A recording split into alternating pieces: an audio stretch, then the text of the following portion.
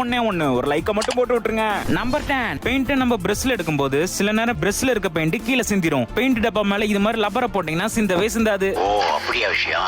Number 9, உங்க வீட்ல eraser இல்லனா இது மாதிரி லப்பர் பேண்டை எரேசரா மாத்திக்கலாம். என்ன ஒரு புத்திசாலித்தனம். நம்பர் 8, உங்க பேண்ட் பெருசா இருந்துச்சுன்னா இது மாதிரி லப்பர் பேண்டை போட்டு மடிச்சு விட்டுக்கலாம். பயப்பிடிச்சிட்டான். எல்லாம் டெக்னாலஜி. நம்பர் 7, உங்க பேண்ட் இடுப்புல நிக்கலனா இது மாதிரி லப்பர் பேண்டை எடுத்து மாட்டினீங்கன்னா உங்களுக்கு பெல்ட்டே தேவைப்படாது.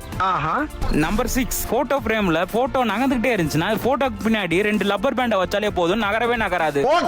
நம்பர் 5, ஒரு ஜாரோட முடி டைட்டா இருந்துச்சுன்னா இது மாதிரி ஒரு லப்பரை போட்டு திருகுனா ஈஸியா திறந்துக்கலாம். அரேவா குட் ஐடியா. நம்பர் 4, காய்கறி வெட்டும் போது இது மாதிரி நழுவுதுன்னா கத்திக்கு மேல இது மாதிரி லப்பர் பேண்டை போட்டாலே போதும், காய்கறி நழுவவே நழுவாது. என்னடி இது? நம்பர் 3, சமைக்கும் போது அடிக்கடி கரண்டி உள்ள விழுந்துகிட்டே இருந்துச்சுன்னா கரண்டிக்கு மேல ஒரு லப்பர் பேண்டை போட்டீங்கன்னா போதும், உள்ளவே விழுகாது. என்னப்பா அநியாயமா இருக்கு. நம்பர் 2, நூடுல்ஸை சாப்ஸ்டிக் வச்சு சாப்பிட முடியலன்னா சாப்ஸ்டிக் நடுவுல ஒரு லப்பர் பேண்டை போட்டீங்கன்னா ஈஸியா சாப்பிட்டுக்கலாம்.